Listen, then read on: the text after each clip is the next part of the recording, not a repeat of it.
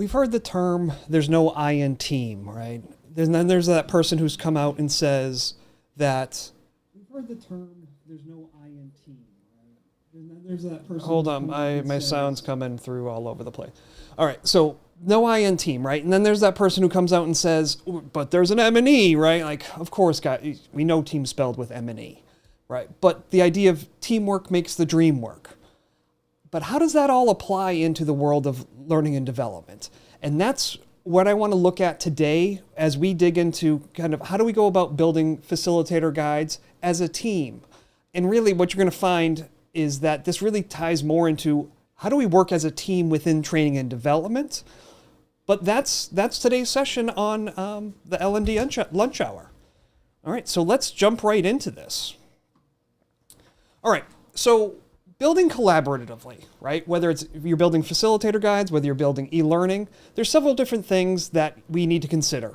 And over my right shoulder, so your left-hand side of the screen, kind of look at the high-level points that we're going to look at today, right? First one, teamwork does not equal democracy.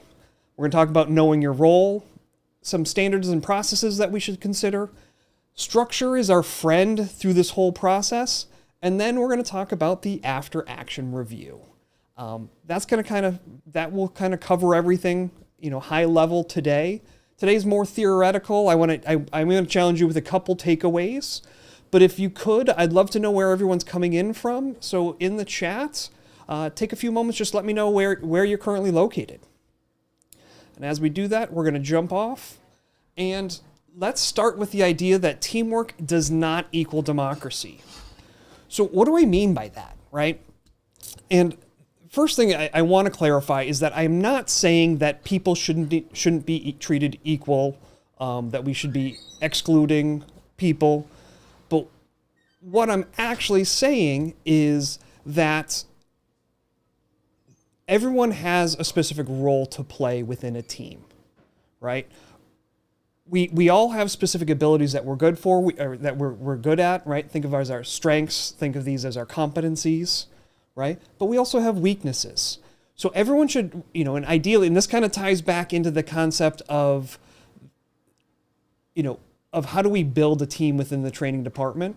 I'm a strong believer that we build teams that we play off of everyone's strengths and try to overcome their weaknesses, right? So if I'm really good at, let's say, facilitating, but I'm not so good at, designing, just as an example. Maybe we make sure we have someone on the team that's a good designer that can overcome the person who's lacking in that area or who needs some more space, right? So first concept, we want to build a team, and we should be building a team that plays to people's competencies, and that we're layering those so that we don't have any weaknesses per se within the team. Roles don't need to be equal, right? Someone may be playing a bigger role in a project or in a team than another person, right? So we're not talking about equality. We're talking about teamwork. We all need, the big thing about teams is it's about accountability, right? So when I say teamwork doesn't equal democracy, at the end of the day, we need to have a single leader within that team. And so I'm not necessarily saying, this could be in the world of training and development. It could be the manager. It could be the director.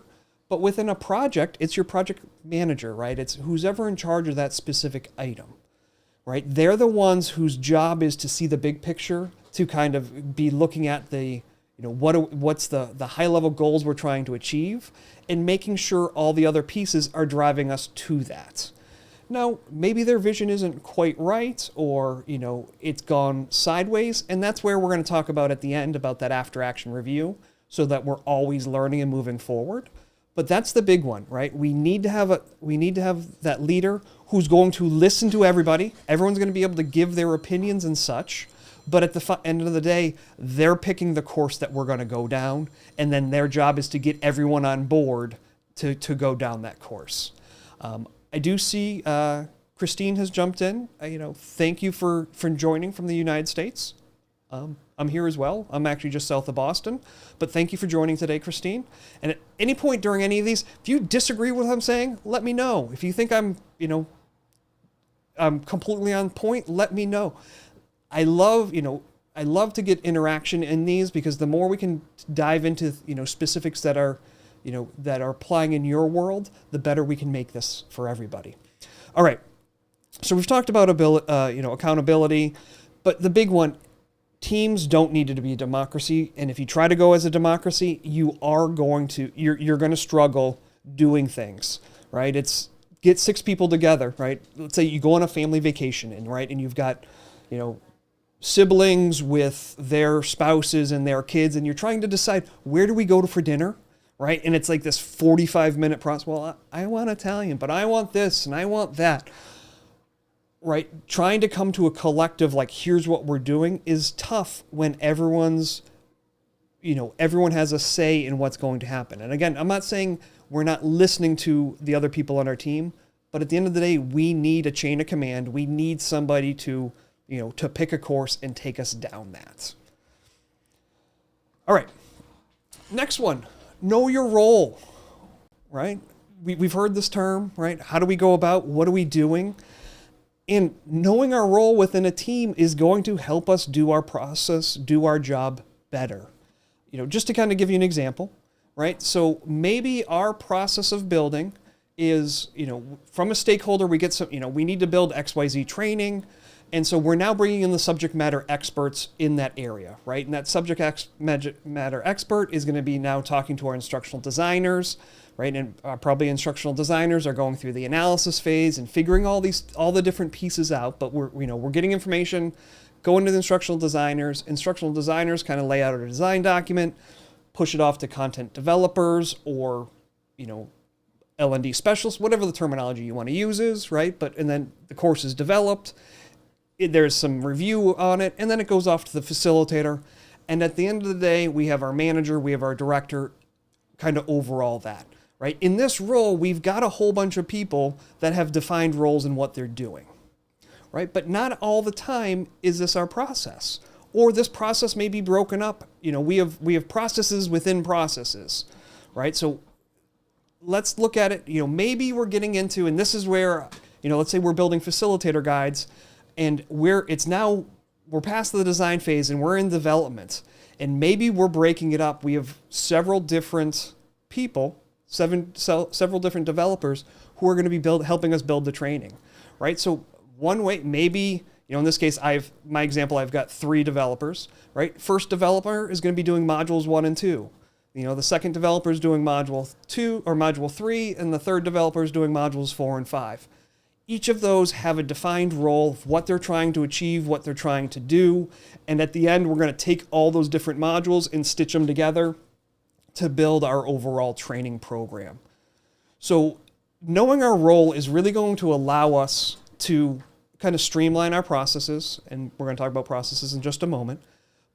But when we know our role, we can put responsibilities, what's required, what's needed, what's wanted, what would be amazing to happen, right? Different stages. You've got kids, or if you've got kids like me, right?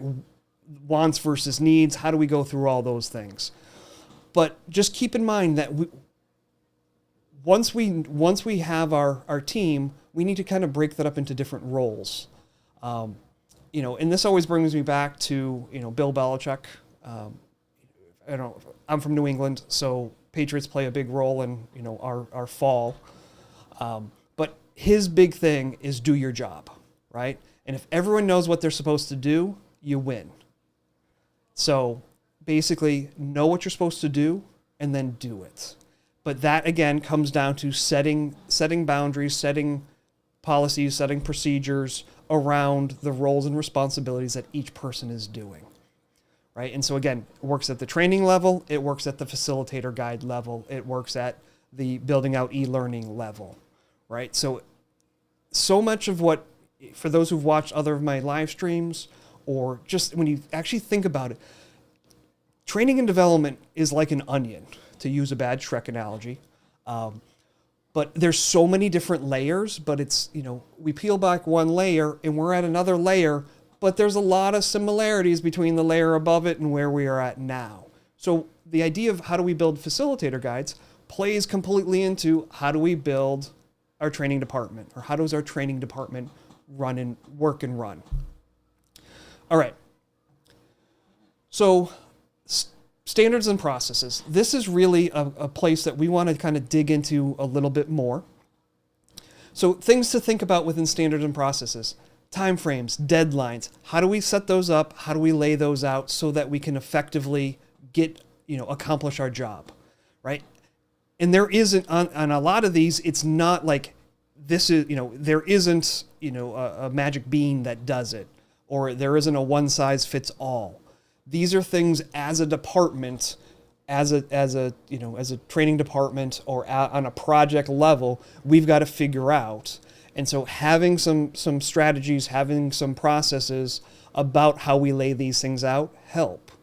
For those who watched my stream about building your portfolio, and I talked about why it's important for a learning and development team to have a portfolio so you can show stakeholders what it takes or how long it takes to build things, right? The more we can track, like it takes me to build a level 1 e-learning or to build a 90-minute virtual training session, on average, it takes us XYZ, and you get, a facilitator guide, you get a participant guide, or these handouts, or whatever those things are. The more we can track and keep on top of those, we can dial in these timeframes and give better deadlines, and we know what to expect. But again, those are determined by the standards and processes that we put into place. Other things, you want to have a layout of what your style, what your branding is, and your expectations within a guidebook, right? So things in here, what fonts do we use, right? What colors, what logos, how do we put logos in? What's our writing style, right? What's the voice we want our material to go across in, right? Are we building training that goes to the C-suite and to the executives? Does that voice of the material need to be different than when we talk to new hires? So all of these things need to be considered. Other things, how do we do headlines or keywords? So I like when I'm building my training materials, I like to give a visual cue and then a headline that goes along with it. So maybe it's the icon is, or the visual cue is actual key, and my headline's key point, right? And key point means something specifically to the facilitator. They know what to do, they know what to expect.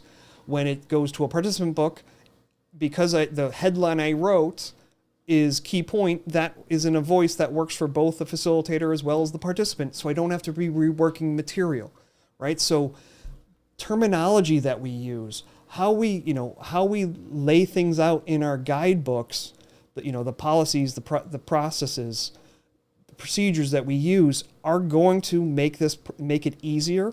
It's going to make it so that if I'm building it, or Christine's building it, or Nancy's building it, that whoever's doing it is doing it the same way, because we all have a set SOP, standard operating procedure, that we use in building our material.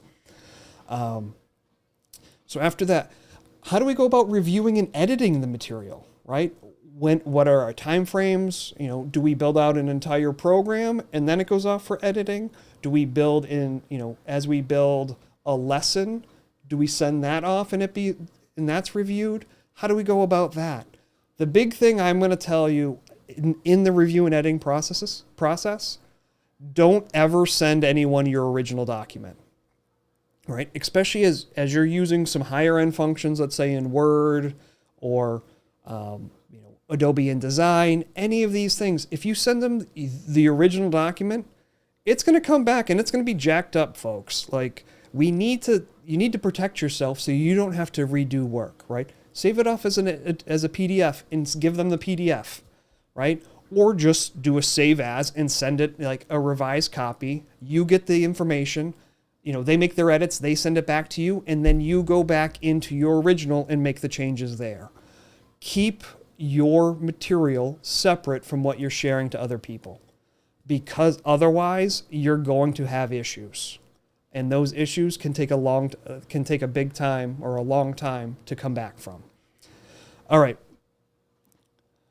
Layout and structure, right? And we're going to talk about structure in the next section, but this is a big place, right? If everyone knows the way we build, and for those who've listened to me, like I call it my 90% rule. 90% of the time, this is what we do, right? How do I go about this? And that structure matters. It's going to, the more I don't have to think about it. Like I'm building training material. All right, I'm breaking it up in the structure, in big, small market teas. When we go to the next section, I will show you that for those who haven't seen it before. Into structure, and maybe it's structure or layout, maybe it's in style and branding. Talk about terminology. Like what terminology do you use so that everyone's on the same page, right? For me, I talk modules, lessons, content blocks within a training program, but other people may say, topic, subtopic, learning chunk, or terminal objective, enabling objective, and, source material. We just need to all be speaking the same language. And if you can stay away from acronyms, do so. Acronyms, this is just my own personal opinion. Acronyms are awful. Everyone has them, and they all mean different things. So I would, as often as possible, stay away from them because it's just going to make communication a lot easier. And, big part of being a successful team is great communication. All right. Lastly, and there's so many more standards and processes that you want to go through, but the big one, and this is where I'm going to challenge you in just a moment, what are your naming and file conventions, right? How do we save out documents, right? What terminology do we use? How do we save out images? How do you put those out? So if you could, in the chat, let me know, how do you go about naming images that you're going to insert into your documents, right? So let's say you've got 3 pictures that are going to fall into a lesson, and it's walking someone through, how to use a piece of HR equipment or an HR system, right? How would you go about naming those? Or do you not have a convention? This is one, if you don't have it, starting today, I'm not saying to spend all weekend thinking about naming conventions, but consider it between now and Monday, how are we going to go about naming our material so that it's easy to use, that it's easy to find, it's easy to replace, right? We start building out material, right? And especially, let's say you're doing some sort of software technical training, and you now have a bunch of screenshots of walking someone through how to do something, in Monday.com or right HubSpot or whatever you want. Well, especially with software, pictures change, layouts change. The way things are, shown in the software changes, the menu structure, all of those things. So when it comes time and we're coming into that editing and revising phase, how do I find the image, replace the image that was in another document? Or I'm working in a team, in a team environment. If I name something just with a specific number, but the other person names it with a name, how are we working together, right? Now, later on, a third person's got to come in. Some pictures have numbers, some have names, some are just, there's not even a file because you just did a copy and paste into the document itself. Like you need to have a process around this. So if you don't, that's my challenge for you this weekend. Figure out your naming conventions for images. Start small, right? But it's also, where do we save our images, or where do we save our documents? How do we name our documents, right? How do I name the piece that module 3 and 4, right? If I flip back over here, how do I, in this example of 3 people building out different modules, how do we make sure that module 3 is labeled the same way or similarly to modules 1 and 2 and modules 4 and 5, so that whoever's taking all these and stitching them together knows where things fall, right? And the more we can be clear and concise and have a good naming convention, it's going to make your life so much easier as a team. The other one, and your IT department's going to kill me for this, as often as possible, stay away from your network drive. Work locally so that, you're saving into your C drive, not necessarily your desktop, but your C drive, right? So C users, your name, your documents. The reason I say that is your system's going to work faster because it's not going across an intranet or an internet to then get to another process, get to another server where all your shared drive, the shared drive is, and now you're waiting on that processor and however many people are sitting on that system, and things will slow down or completely stop. So one of the other things to think about is how do we save local? How do we work locally? And at the end of the day, put stuff up into that shared drive so everyone has access to it. I'm not saying to not use the shared drive. I'm just saying do not work out of the shared drive. But these are things you truly need to consider if you want to be effective and you want to build much quicker and more consistently. They're fundamental things that fall completely outside of actually building the guidebooks, right? We're laying down, to use a bad building analogy, we're laying down a strong concrete foundation and building strong exterior walls for everything else to be laid within. All right. So structure, right? We went from building, bad building analogy to talking structure, right? Structure is our friend. Use it. 90% of the time, you should always use a specific structure. I go back to high school English class, right? You got to write an essay. Before we do the essay, we do an outline, right? So for me, and again, terminology may change. As a team, come up with your own terminology. Agree upon a basis of terminology so everyone's speaking the same language. But I have an overall program or course is made up of modules. So modules are the same as a terminal objective. In PowerPoint, it's the same as a topic, right? And that's my Roman numeral, right? So if I'm doing customer service, maybe I have a module on phone, customer service by phone. I have one customer service by email, and I have one in-person customer service, right? Maybe those are my modules. And then within a module is made up of lessons. So in my phone customer service module, there's, a lesson on how to answer the phone, how to handle complaints, right? How to escalate a call. All of those are lessons within that module, right? So lessons, same as an enabling objective, could also be a subtopic within PowerPoint. And then lessons are made up of content blocks, right? And I call them content blocks because it comes down to how I build. And right, I build, for those who know, I build in tables. So a table row looks like a block, right? And I have blocks that are specific things. Say, do, run this activity, right? Show this slide, play this video. All are individual blocks or rows within my table in my guidebooks. So I call them content blocks, right? But it could also be a learning chunk. Big thing, think of these. These are what's actually happening. We're going to say this. We're going to do this. We're going to ask this. But that structure is repeatable. So as an individual, say as a lone wolf building material, I can build, I can lay out my course. I can put in all my modules. I can then start building my lessons. But I can also flip back. We come back to this section, content developers, right?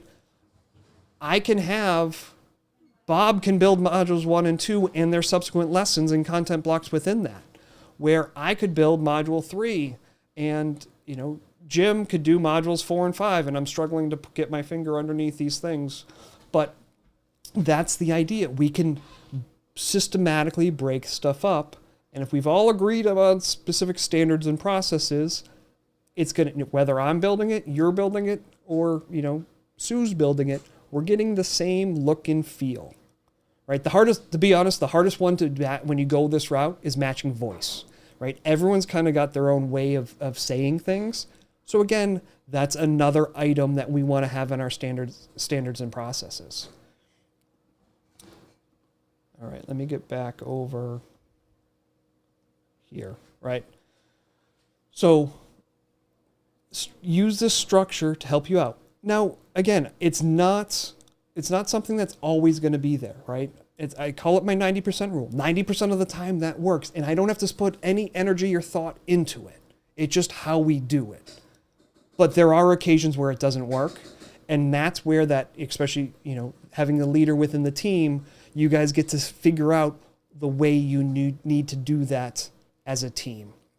But working in those pieces, I can build out a series of lessons that would then later on be brought into a module. Or I could build out a module and its lessons and then later on bring that into its course.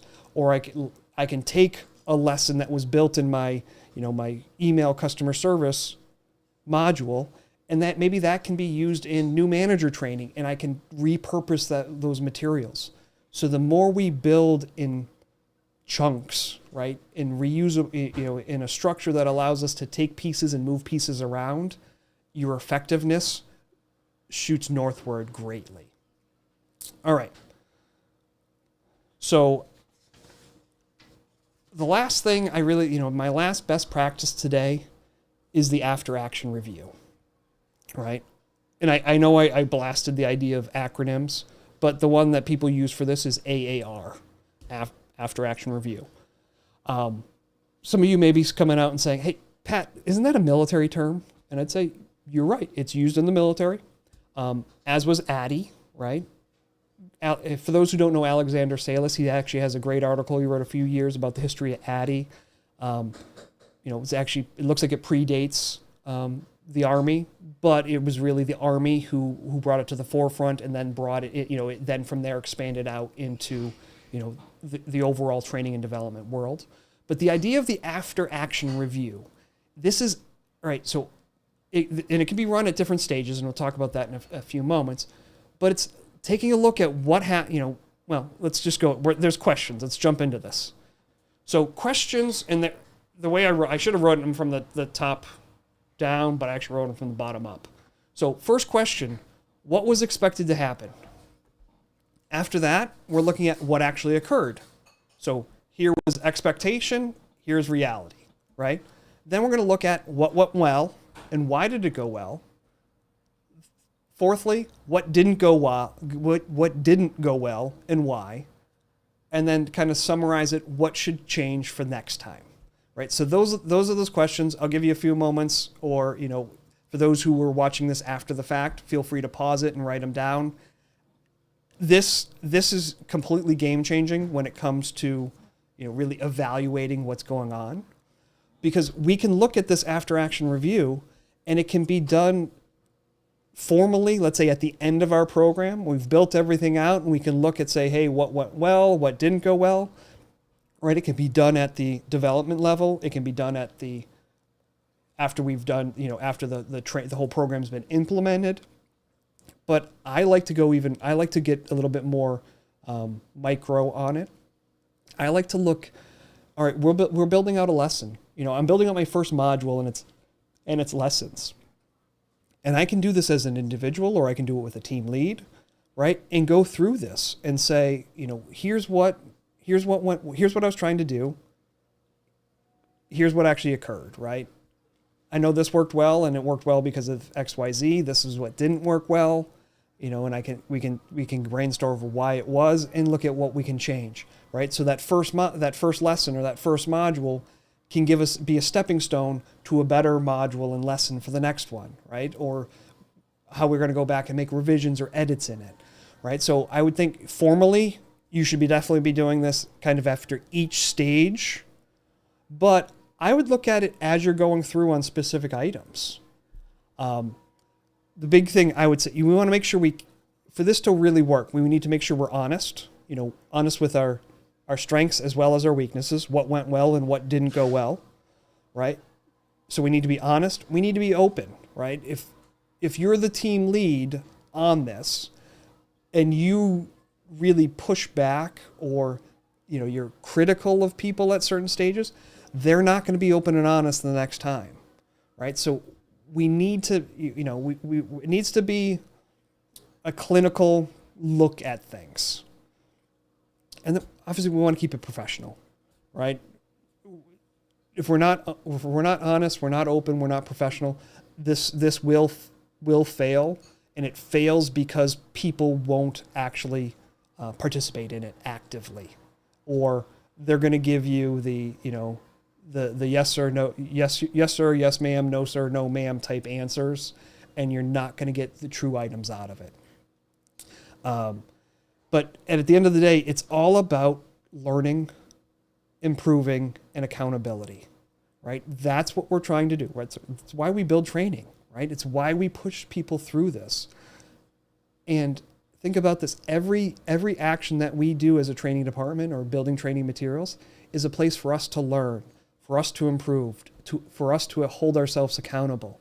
And this after action review is a great tool to dig into that.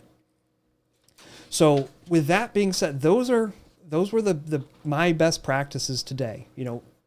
Coming back into this, and a lot of these, like I said, it's layers of an onion, right? The after action review works well when we know our role, right? If we can define what we're trying to do and what our responsibilities are, it's a lot easier to now hold that after action review, right? All of this hinges on, we are in a team environment, but not every, it's not a democracy, or it shouldn't be a democracy, right? We need people need to be actively participating, but we need someone accountable at the highest level, right? And that doesn't necessarily, like I said before, it doesn't mean it's the training director or the training manager or the stakeholder. It's somebody within the roles or within what we're trying to achieve, who's taking the lead. So probably the easiest way, think of it like a project manager, right? Have those come up with some standards and processes, right? This is what we do. This is what we expect. If you're not doing this, you're not meeting expectations, right? Standard operating procedures. I'm going to pop back over to these, right? And the one, again, for you guys, for everybody today, spend the weekend at some point, the rest of today, think about how you go about naming your files. And my challenge to you was just first start at images. How do we name our images, right? For me, what I like to do is I like to number them in some way, some sort of coding. A lot of time, if it's within a course, maybe it's the beginning of a course ID with a module with a lesson categorization, right? So maybe it's like M1, L2, so module 1, lesson 2, dash, and then a name. And so I like the course ID, or some course denomination, the module lesson structure, and then a name. So I can, by searching a course ID, I can find all my images by that course, right? By searching, by then looking at the ML, right, module lesson, I know what module, what lesson's it in. But then by also giving it a name, I could at some point search like, hey, I had an image that, maybe you don't remember what course it was in, you don't remember what module or lesson it was in, but you remember that it was a picture of, a monkey hanging out of a tree. I don't know why you'd have it, but maybe that's what it was, and so maybe your terminology was monkey tree, right? And I can just search monkey tree and find that image. But I have 3 different ways I can look at it. I can look at it at the course. What are all my images in this course? Or I need to get into I need to update we've changed lesson 2 of module 1. I need to go and look at all those images, right? I can get right in there off the M and L structure. Or I can search by that specific name. But come up with a process that works for you. After that, start thinking about how you name your files. But that's one of the biggest things, right?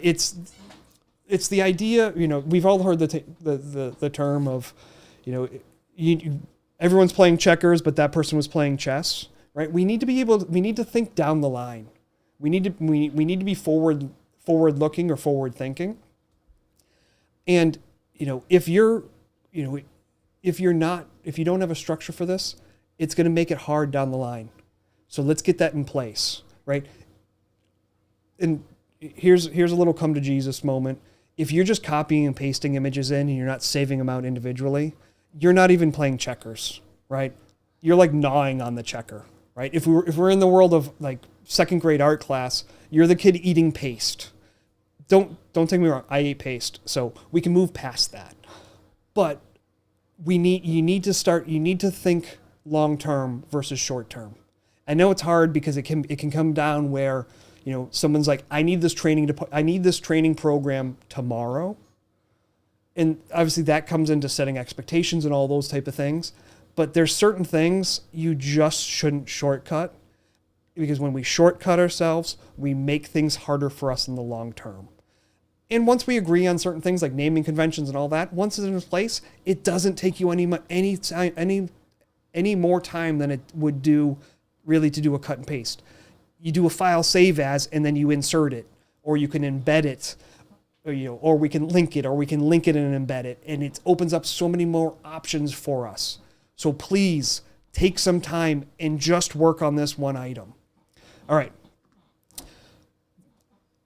I need like a button that I can push on that will just say soapbox moment, right? Because that's to be like, if the only thing you can get out of this today is come up with a naming convention, you're going to be so much better than, I'm going to say, 95% of training departments out there. All right. Don't be afraid of structure.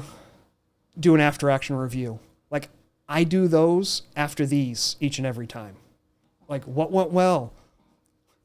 Generally, that's kind of small. What went sideways? Oh, that list is long, right? So don't be afraid to do these on yourselves. They're helpful. They keep yourselves accountable. It keeps you accountable within a team. But with that, open it up for any question and answers. Please feel free to put them up in the chat. For those who aren't comfortable doing that, you can always, shoot me an email, give me a phone call. You have access to that. I actually have one other ask for you today. If you haven't, I'm trying to get a big push to get 100 subscribers on my YouTube channel. It opens up the avenue for me to not have it like youtube.com/ a whole series of numbers and letters that mean absolutely nothing. When I get to 100, I can actually have youtube.com/ Pat Michaels. I'm pimping myself out so I can brand myself on YouTube. So that's my ask for you. Please, if you haven't had a chance, if you find anything beneficial in these, please take a moment and subscribe. It helps me, show to the mothership that me doing this is beneficial. People are paying attention. And at the end of the day, at 100, I can brand it to myself. At 500, which will be the next goal after that, it opens up a community area so that we can now talk back and forth all in one location, in and around all these videos. So please, that's my big ask. But other than that, I hope you guys have a wonderful weekend. For those who are joining, who are watching after the fact, thank you for tuning in after this live event. And I'm here to help with anything that you need. And with that, have a great weekend, folks. Take care.